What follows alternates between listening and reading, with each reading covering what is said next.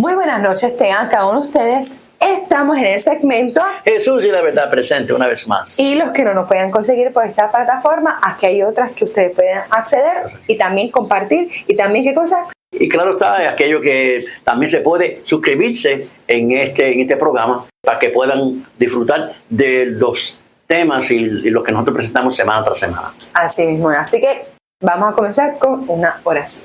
Oramos. Amante Padre, te agradecemos, Señor, una vez más por tu misericordia y amor para con nosotros en este estudio. Pedimos tu dirección y la unción de tu Santo Espíritu en nuestra vida. En nombre de Jesús. Amén.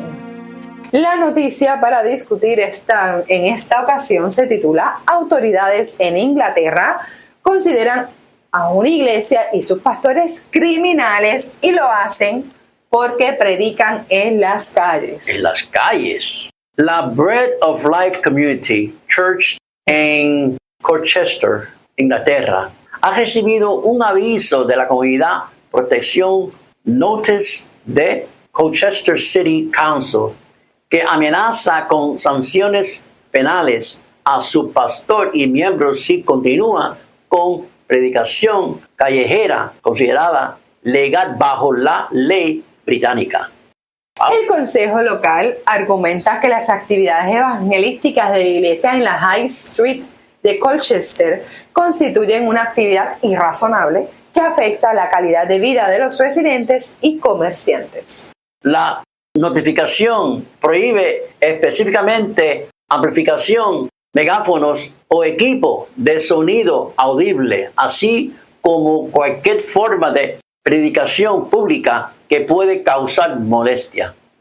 La medida fue emitida tras quejas de algunos vecinos que alegaron sentirse acosados o alarmados por los mensajes bíblicos acerca del pecado, mira esto, del arrepentimiento y de la salvación.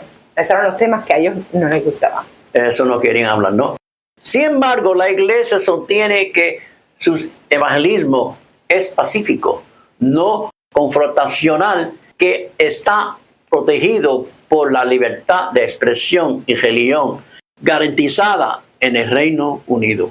Una petición en línea exigiendo la retirada de la CPN ha superado las 11,000 firmas con apoyo del Nigel Farage, líder del Reforma UK, quien se reunió con el pastor John Jerwood para expresar solidaridad.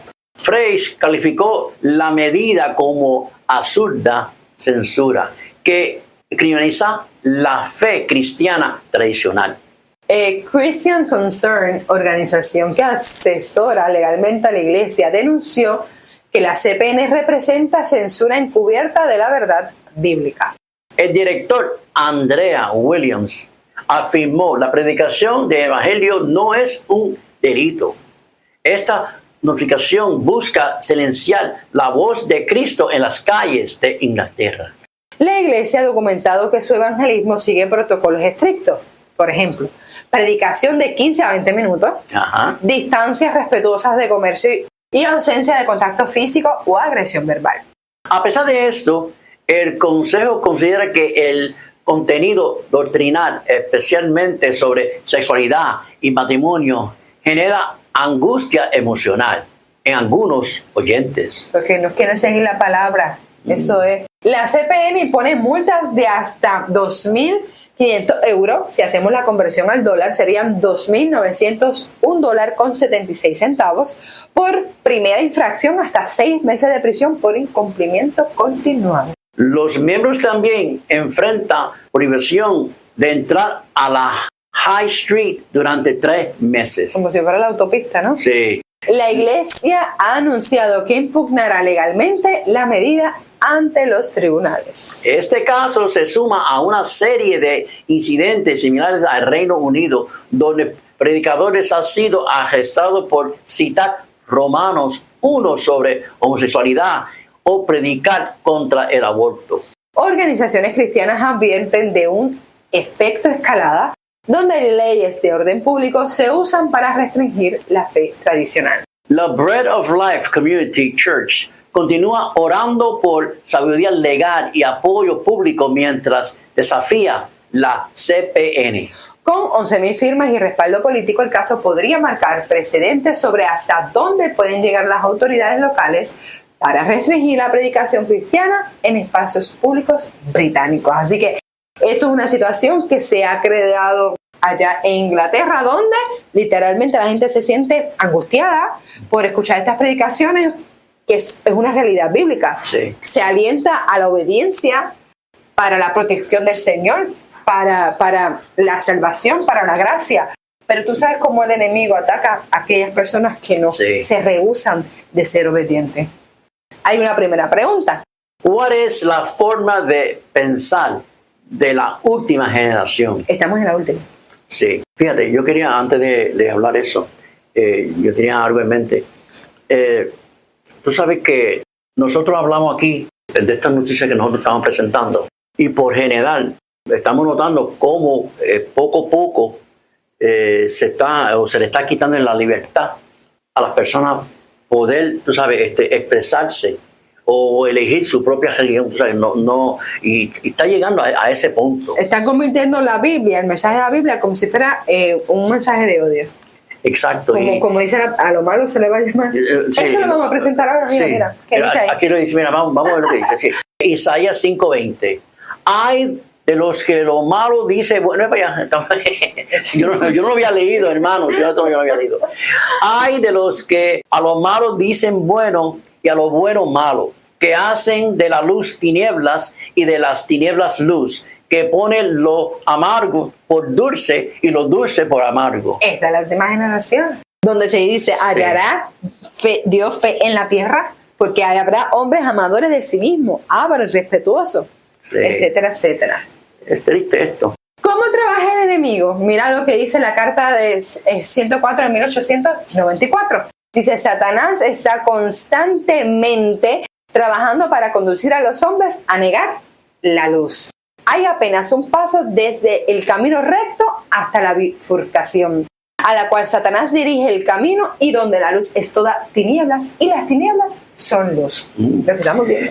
Es una cosa peligrosa abrir el corazón a la incredulidad, porque aleja el Espíritu de Dios del corazón y entran las sujeciones de Satanás. Debemos evitar la primera admisión de duda y de incredulidad. Así que eso no puede ser partícipe del pensamiento del cristiano. Exacto. No podemos albergar ningún tipo de duda. ¿Y qué involucra el libre albedrío? Mire qué interesante. Sí, que interesante. Todo lo que el hombre sembrare, dice Gálatas 6:7, eso también segará.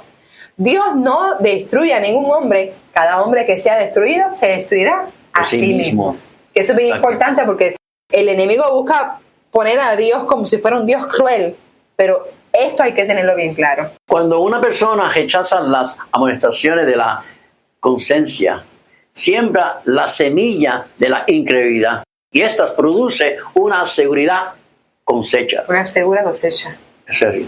¿Sabes qué? Todas estas personas que tal vez escuchen la verdad y rehúsan, eso no puede ser verdad.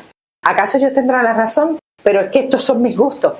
Pues esto se cumple. Sí. ¿Y qué le espera a aquel que acepta a Cristo? Aquellos que dicen, espérate, yo escuché una verdad, voy a creer en esa verdad.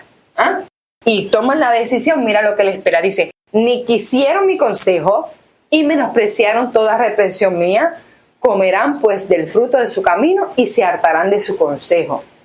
Porque el reposo de los ignorantes los matarán. Y la prosperidad de los necios los echará a perder. Y aquí viene contestando la pregunta. Mas el que me oyere habitará confiadamente y vivirá reposado sin temor del mal. Cuando llegue ese tiempo, del tiempo de angustia, usted no sabe lo que es realmente uno decir, realmente todos mis pecados, tengo las vestiduras blancas. ¿Habrá una manchita? Que en ese momento, cuando realmente estamos cimentados en el Señor, ahí no tendremos temor de ningún mal. ¿Por qué?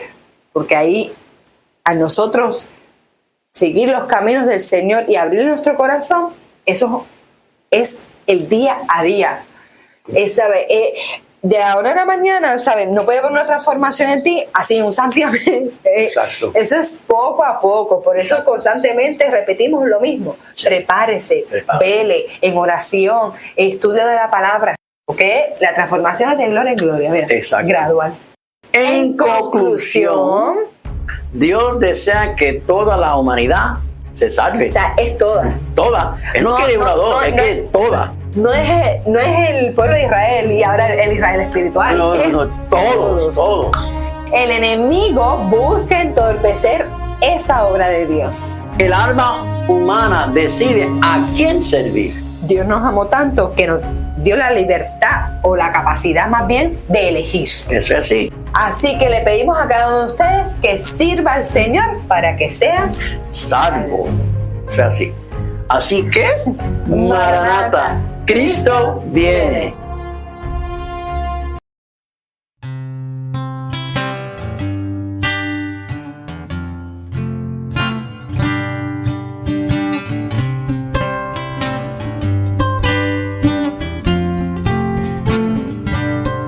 Sé paciente conmigo, te ruego, Señor, que tu santa imagen se refleje en mí.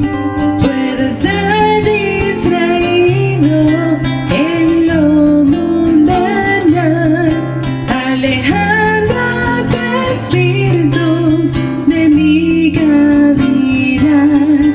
Realmente eres quien a quien quiero adorar.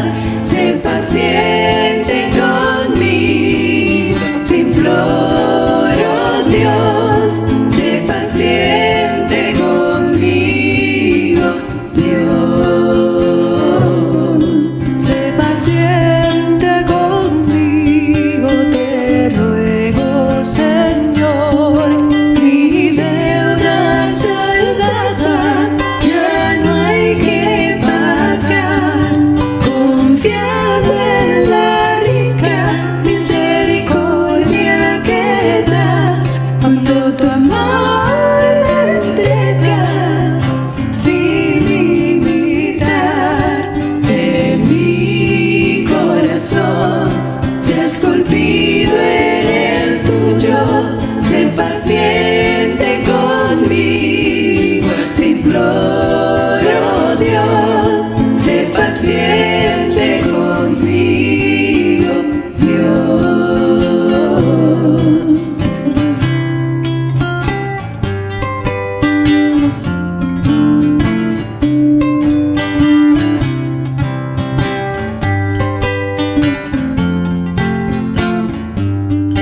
Sé paciente conmigo, te ruego, Señor, que tu santa imagen se refleje en mí. Puedo estar distraído en lo mundano, alejado tu espíritu de mi caminar. Realmente eres quien a quien quiero adorar.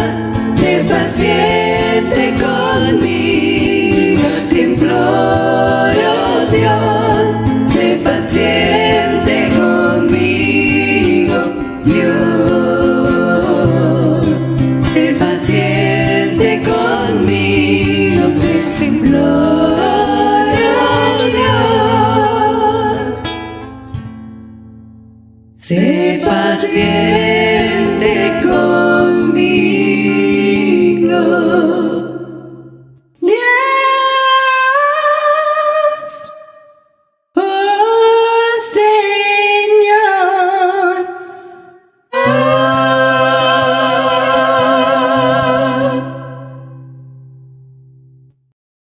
Saludos hermanos y amigos, les habla su amigo en Cristo Jesús, Juno Trinidad. Continuamos con la serie El Gran Conflicto de los Siglos, capítulo 10, cual lleva por título Progreso de la Reforma. La misteriosa desaparición de Lutero despertó consternación en toda Alemania y por todas partes se oía averiguándose acerca de su paradero.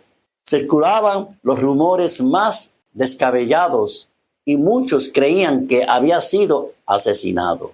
Oírse lamentos, no solo entre sus partidarios declarados, sino también entre millares de personas que aún no se había decidido abiertamente por la reforma. Muchos se comprometían por juramento solemne a vengar su muerte. Los principales jefes de humanismo vieron aterrizado a qué grado había llegado la animosidad contra ellos. Y aunque al principio se había regocijado por la supuesta muerte de Lutero, pronto desearon huir de la ira del pueblo. Los enemigos del reformador no se habían visto tan preocupados por los actos más atrevidos que cometían mientras estaban entre ellos como por su desaparición. Los que en su ira querían matar al arrollado reformador estaban dominados por el miedo ahora que él no era más que un cautivo indefenso. El único medio que nos queda para salvarnos, dijo uno, consiste en encender antorchas y ir a buscar a Lutero por toda la tierra para devolverle a la nación que le reclama. El edicto del emperador parecía completamente ineficaz. Los legados del Papa se llenaron de indignación a ver que dicho edicto llamaba menos la atención que la suerte de Lutero. Las noticias de que él estaba en salvo, aunque prisionero, clamaron los temores del pueblo y hasta acrecentaron el entusiasmo en su favor. Sus escritos se leían con mayor avidez que nunca antes. Un número siempre creciente de adeptos se unía a la causa del hombre heroico que, frente a desventajas abundadoras, defendía la palabra de Dios. La reforma iba cobrando constantemente fuerza. La semilla que Lutero había sembrado brotaba en todas partes. Su ausencia realizó una obra que su presencia no había realizado. Otros obreros sintieron nuevas responsabilidades a serle quitado su jefe y con nueva fe y ardor se adelantaron a hacer cuanto pudiese para que la obra tan noblemente comenzada no fuese estorbada. Satanás no estaba ocioso. Intentó lo que ya había intentado en otros movimientos de reforma, es decir, engañar y perjudicar al pueblo, dándole una falsificación en lugar de la obra verdadera. Así como hubo falsos cristos en el primer siglo de la iglesia cristiana, así también se levantaron falsos profetas en el siglo XVI. Unos cuantos hombres afectados íntimamente por la agitación religiosa se imaginaron haber recibido revelaciones especiales del cielo y se dieron por designados debidamente para llevar a feliz término la obra de la reforma, la cual, según ellos, había sido débilmente iniciado por Lutero. En realidad, lo que hacía era desechar la obra que el reformador había realizado. Rechazaban el gran principio que era la base misma de la reforma. Es la saber que la palabra de Dios es la regla perfecta de la fe y prácticas. Y en lugar de tan infalible guía, sustituyeron la norma variable y insegura de sus propios sentimientos y impresiones. Y así, por haberse despreciado al único medio seguro de descubrir el engaño y la mentira de la obvia camino a Satanás para que su antojo dominase los espíritus. Uno de estos profetas aseveraba haber sido instruido por el ángel Gabriel. Un estudio que se le abandonó los estudios, declarándose investido del poder por Dios mismo para imponer su palabra. Se les unieron otros y de por sí inclinándose al fanatismo. Los procederes de estos iluminados crearon mucha excitación. La predicación de Lutero había hecho sentir al pueblo en todas partes de la necesidad de una reforma. Y algunas personas de buena fe se dejaron extraviar por las pretensiones de los nuevos profetas. Los cabecillas de este movimiento fueron a Wittenberg y expusieron sus exigencias a Melanchthon y sus cobradores. Decían, hermanos, somos enviados por Dios para enseñar al pueblo. Hemos conservado familiarmente con Dios y por lo tanto sabemos lo que ha de acontecer. Para decirlo en una palabra, somos apóstoles y profetas y apelamos al doctor Lutero. Los reformadores estaban atónitos y perplejos. Eran un factor que nunca había tenido que vencerlas y se hallaban sin saber qué partido tomar. Melanchthon dijo, hay en verdad espíritus extraordinarios en estos hombres, pero ¿qué espíritus serán? Por una parte, debemos precavernos de contristar el Espíritu de Dios y por otra, de ser seducido por el espíritu de Satanás. Pronto se dio a conocer el fruto de todas estas enseñanzas. El pueblo fue inducido a descuidar la Biblia o a rechazar de todo. Las escuelas se llenaron de confusión. Los estudiantes despreciaron todas las sujeciones, abandonaron sus estudios y se separaron de la universidad. Los hombres que se tuvieron a sí mismos por competentes para revivir y a dirigir la obra de la reforma, lograron solo arrastrarla al borde de la ruina. Los romanistas, cobrando confianza, exclamaban alegre, un esfuerzo más y todo será nuestro. A saber Lutero que en Wartburg lo que ocurría, dijo con profunda consternación, siempre esperaba yo que Satanás nos mandara esta plaga. Se dio cuenta del verdadero carácter de estos fermentados profetas y vio el peligro que amenazaban a la causa de la verdad. La oposición del Papa y del emperador no se había sumido en la perplejidad y congoja que ahora experimentaba. De entre los que profesaban ser amigos de la reforma se había levantado los peores enemigos. Las mismas verdades que le había producido tan profunda regocijo y consuelo eran empleadas para despertar pleitos y confusión en la iglesia. En la obra de la reforma, Lutero había sido impulsado por el Espíritu de Dios y llevado más allá de lo que pensaba. No había tenido el propósito de tomar tales resoluciones ni de efectuar cambios tan radicales. Había sido solamente instrumento en manos del poder infinito. Sin embargo, temblaba a menudo por el resultado de sus trabajos.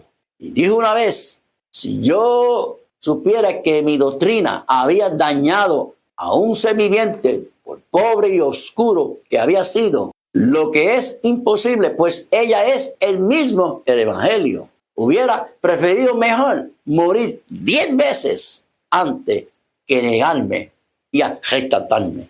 Y ahora hasta el mismo Wittenberg, el verdadero centro de la reforma, caía rápidamente bajo el poder del fanatismo y de los desórdenes. Esta terrible situación no era efecto de las enseñanzas de Lutero, pero no obstante por toda Alemania su enemigo se la achacaba a él. Con el ánimo deprimido, preguntábanse a veces a sí mismo, ¿será posible que así remate la gran obra de la reforma? Pero cuando hubo orado fervientemente al respeto, volvió la paz a su alma.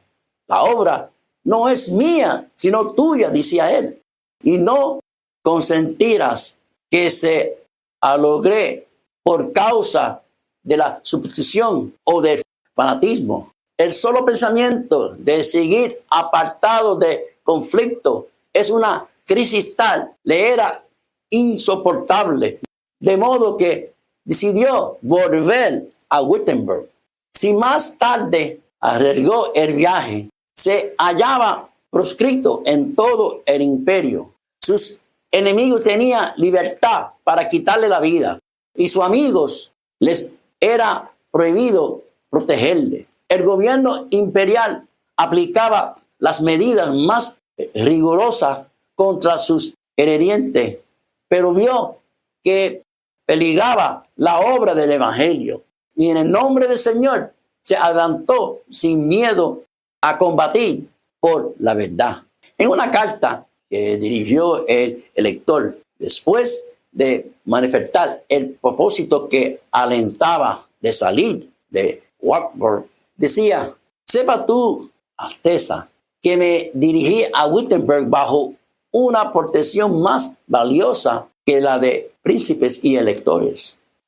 No he pensado solicitar la ayuda de su Alteza, y tan lejos estoy de impetrar vuestra protección, que yo mismo abrigo más bien la esperanza de protegeros a vos. Supiese yo que su Alteza quería o podía tomar mi defensa, no iría allá a Wittenberg. Ninguna espada material puede adelantar esta causa. Dios debe hacerlo todo sin la ayuda o la cooperación del hombre. El que tenga más fe será el que pondrá presente mejor defensa. En una segunda carta que escribió camino de Wittenberg, añadía Lutero: heme aquí, dispuesto a sufrir la reprobación de su Alteza y el enojo del mundo entero. ¿No son los vecinos de Wittenberg mi propia grey? ¿No los encomendó Dios a mí cuidado? ¿Y no debe, si es necesario, dar mi vida por el amor de ellos? Además, temo ver una terrible revuelta en Alemania que ha de acarrear a nuestro país el castigo de Dios con exquisita precaución y humildad, pero a la vez con decisión y firmeza volvió Lutero a su trabajo con la Biblia y dijo: debemos rebatir y echar fuera lo que logró imponerse por medio de la fuerza. Yo no deseo que vengan de la violencia contra los supersticiosos y los incrédulos. No hay que constreñir a nadie. La libertad es la esencia misma de la fe. Pronto se supo por todo Wittenberg que Lutero había vuelto y que iba a predicar. El pueblo acudió a todas partes, a punto que no podía caber en las iglesias. Subiendo al púlpito, instruyó el reformador a sus oyentes con notable sabiduría y mansedumbre. Los exhortó y los amonestó, refiriéndose en su sermón a las medidas violentas de que ninguno había echado mano para abolir la misa. Dijo: la misa es una cosa mala. Dios se opone a ella. Debería abolirse. Y yo desearía que en su lugar se estableciese en todas partes la Santa Cena del Evangelio, pero no apartarse de ella a nadie por la fuerza. Debemos dejar el asunto en manos de Dios. No somos nosotros los que hemos de obrar, sino su palabra. ¿Y por qué? Me preguntéis. Porque los corazones de los hombres no están en mis manos, como el barro en las de alfarero. Tenemos derecho de hablar, pero no tenemos derecho de obligar a nadie. Prediquemos y confiemos lo demás a Dios. Si me resuelvo a hacer uso de la fuerza, ¿qué consentiré? ¿Qué conseguiré? Finalmente, formalismo, ordenanza humanas, hipocresías. Pero en todo esto no se había sinceridad de corazón, ni fe, ni amor. ¿Y dónde falta esto? Todo falta. Y yo no daría ni una paja por celebrar una victoria de esta índole. Dios puede hacer más mediante el mero poder de su palabra que vosotros y yo y el mundo entero con nuestros esfuerzos unidos.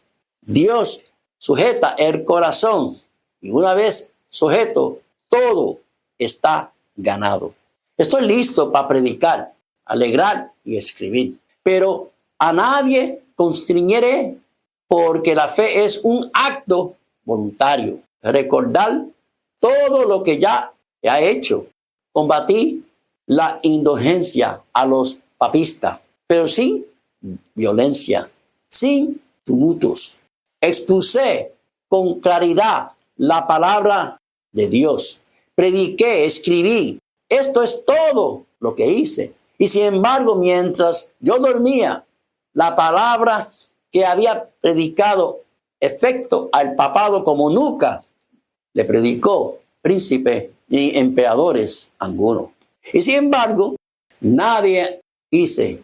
La palabra solo lo hizo todo. Si hubiese yo apelado a la fuerza, el suelo de Alemania había sido tal vez inundado con sangre. Pero ¿cuál hubiera sido el resultado? La ruina y la destrucción del alma y del cuerpo. En consecuencia, me quedo quieto y dejo que la palabra se extienda a lo largo y a lo ancho de la tierra. Por 7 días consecutivos, predicó Lutero a las ansiosas muchedumbre.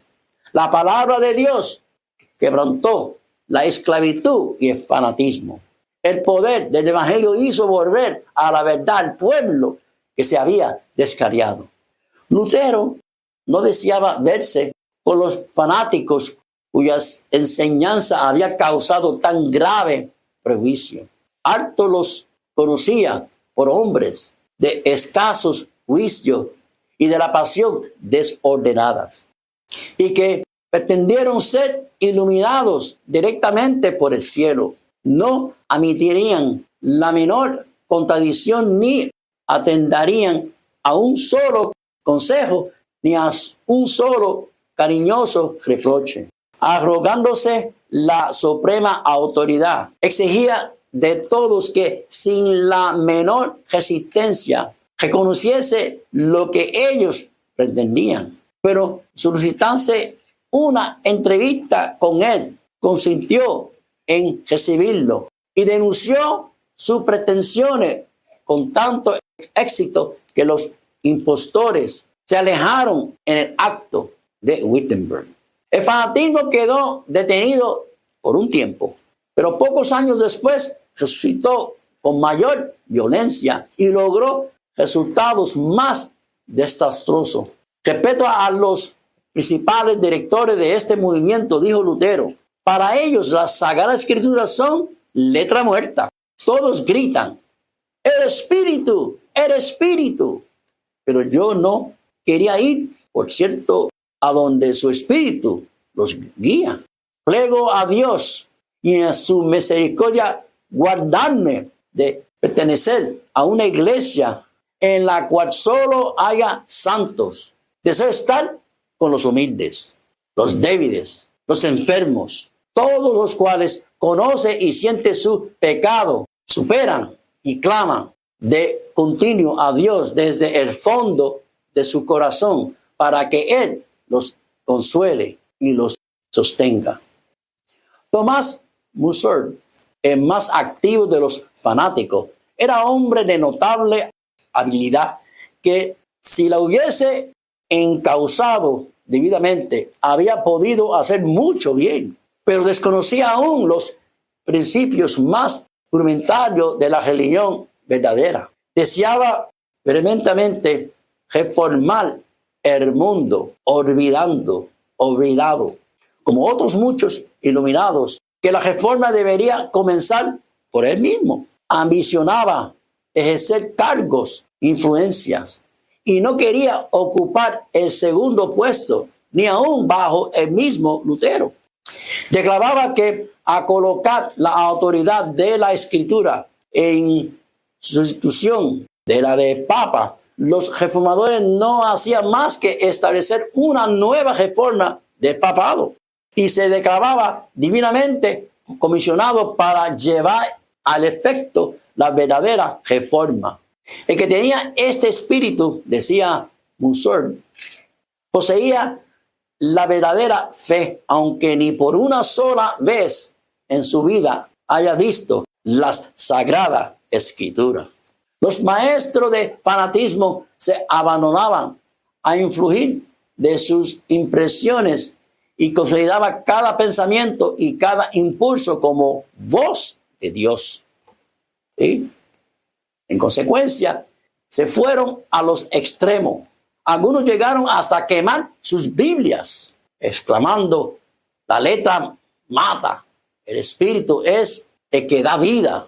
Las enseñanzas de Musard apelaba a las aflicciones del hombre y lo maravilloso, y de paso daba rienda suelta a su orgullo a colocar en realidad las ideas, las opiniones de los hombres por encima de la palabra de Dios. Millares de personas aceptaban sus doctrinas. Pronto logró a condenar el orden en el culto público y declaró que obedecer a los príncipes quiere servir a Dios y a Belía. El pueblo que comenzaba a emanciparse, el orgullo del papado, tascaba el freno bajo las restricciones de la autoridad civil. Las enseñanzas revolucionarias de Musard, con su presunta aprobación divina, los indujeron a sobreverse contra toda sujeción y a abandonarse a sus prejuicios y a sus pasiones, siguiéndose las más terribles escenas de sedición y contienda en los campos de Alemania se empaparon de sangre. La angustia del corazón que Lutero había experimentado hacía tanto tiempo en Erfurt se apoderó de él nuevamente con redoblada fuerza a ver que los resultados del fanatismo eran considerados como efecto de la reforma. Los príncipes papistas declaraban, y muchas estas dispuestas a dar crédito al acierto, que la rebelión era fruto legítimo de las doctrinas de Lutero. A pesar de que estos cargos carecían de más leve fundamento, no pudieron menos que causar hondas penas al reformador. Parecíale insoportable que se deshonrase así la causa de la verdad, identificándola con tal grosero fanatismo. Y por otra parte, los jefes de la revuelta odiaban a Lutero, no solo porque se había opuesto de su doctrina y se había negado a reconocer la autorización divina, sino porque los había declarado rebeldes ante la autoridad civil. En venganza, le llamaba vil impostor. Parecía haberse atraído la enemistad tanto de los príncipes como del pueblo. Los romanistas regocijaban y esperaban ver pronto la reina del reformador. Hasta culpaba a Lutero de los mismos errores y él mismo se afana tanto en corregir. El partido de los fanáticos declararon falsamente haber sido tratado con injusticia. Logró ganar la simpatía de mucha gente. Y como sucede con frecuencia con los que se inclinan del lado de error, fueron prontos aquellos considerados como mártires. De esta manera, los que desplegaran toda sus energías con oposición a la reforma fueron compadecidos y admirados como víctimas de la crueldad y de la opresión. Esta era la obra de Satanás y la impulsaba el mismo espíritu de rebelión que se manifestó por primera vez en los cielos.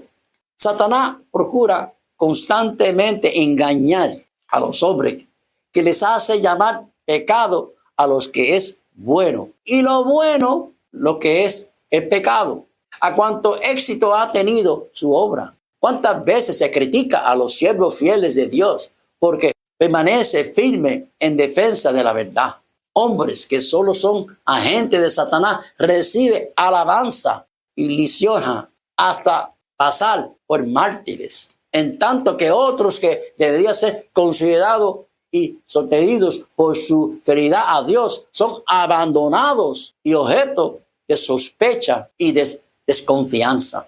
La falsa piedra y la falsa santificación sigue siendo su obra de engaño. Bajo diversas formas dejan ver el mismo espíritu que las características en el día de Lutero, pues apartan a las mentes de las escrituras y induce a los hombres a seguir sus propios sentimientos y impresiones en vez de rendir obediencia a la ley de Dios. Esta es uno de los más eficaces inventos de Satanás para desprestigiar la pureza y la verdad. Denodadamente defendió Lutero el evangelio contra los ataques de que era objeto desde todas partes. La palabra de Dios demostró ser una arma poderosa en cada conflicto. En ella combatió el reformador, la usurpada autoridad del Papa y la filosofía racionalista de los escolásticos, y a la vez que se mantenía firme con una roca contra el fanatismo que pretendía aliarse con la reforma. Cada uno a su manera, estos elementos opuestos dejaban a un lado la Sagrada Escritura y exaltaba la sabiduría humana como el gran recurso para conocer la verdad religiosa. El racionalismo hace un ídolo de la razón y la constituye como criterio religioso. El humanismo atribuye a su soberano pontífice una inspiración que proviene en línea recta de los apóstoles y continúa invariable a través de los tiempos. Da amplia oportunidad para toda clase de extravagancia y corrupción que se oculta bajo la santidad de mandato apostólico. La inspiración a que pretendía Musser y su colega no procedía sino de los desviados de su imaginación, y sus influencias subvertía toda autoridad humana o divina. El cristianismo recibe la palabra de Dios como el gran tesoro de la verdad inspirada y la piedra de toque de toda inspiración. A su regreso de la Wartburg, terminó Lutero su traducción del Nuevo Testamento y no tardó el evangelio en ser ofrecido al pueblo de Alemania en su propia lengua.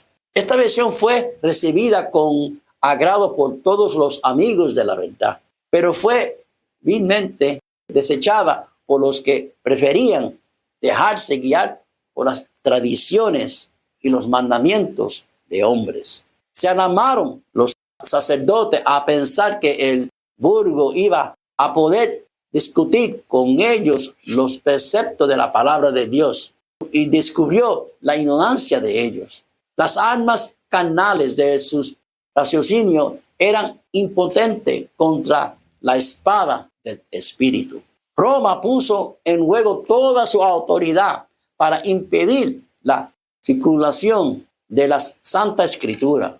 Pero los decretos, los anatemas y los mismos tormentos eran inútiles. Cuanto más se condenaba y prohibía la Biblia, mayor era el afán del pueblo por conocer lo que ella enseñaba. Todos los que sabían leer deseaban con ansia estudiar la palabra de Dios por sí mismo. La llevaba consigo, la leían y la releían, y no se quedaba satisfecho antes de saber grandes de memoria.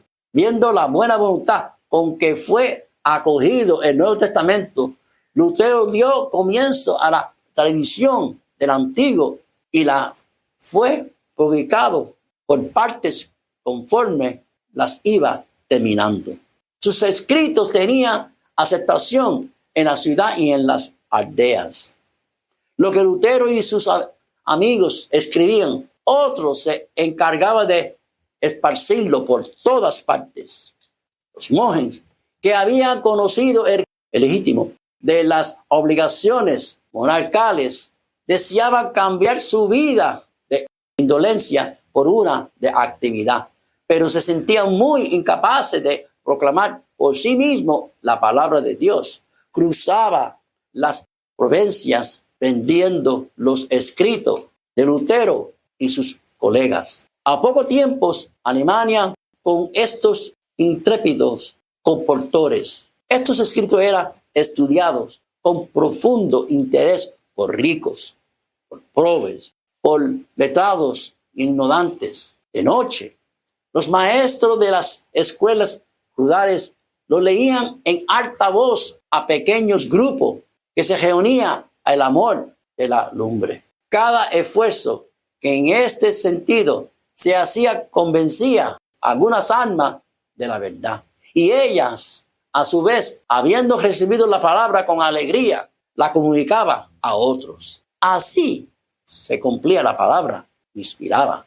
Salmo 119, 1:30. La entrada de tus palabras alumbra. A los simples les da inteligencia. El estudio de la Sagrada Escritura producía un cambio notable en las mentes y en los corazones del pueblo.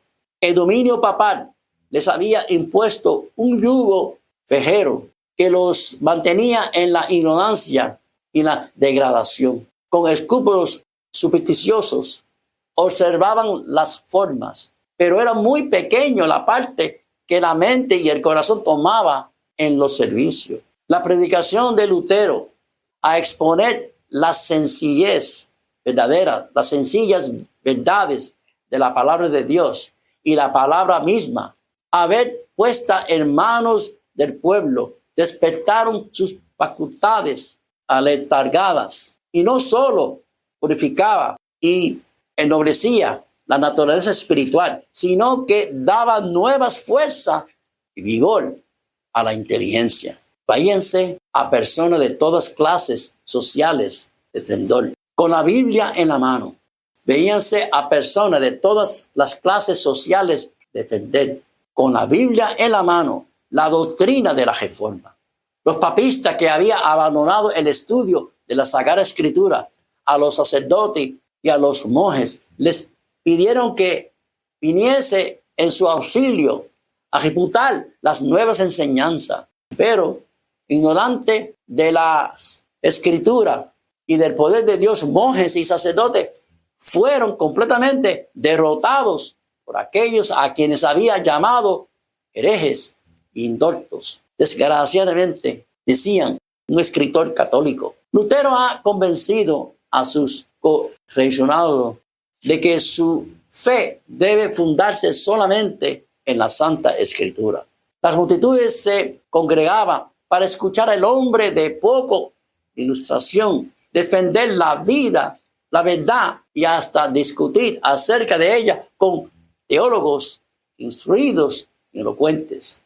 La vergonzosa ignorancia de estos grandes hombres se descubría tan luego como su argumento era refutado por la sencillez enseñanza de la palabra de Dios.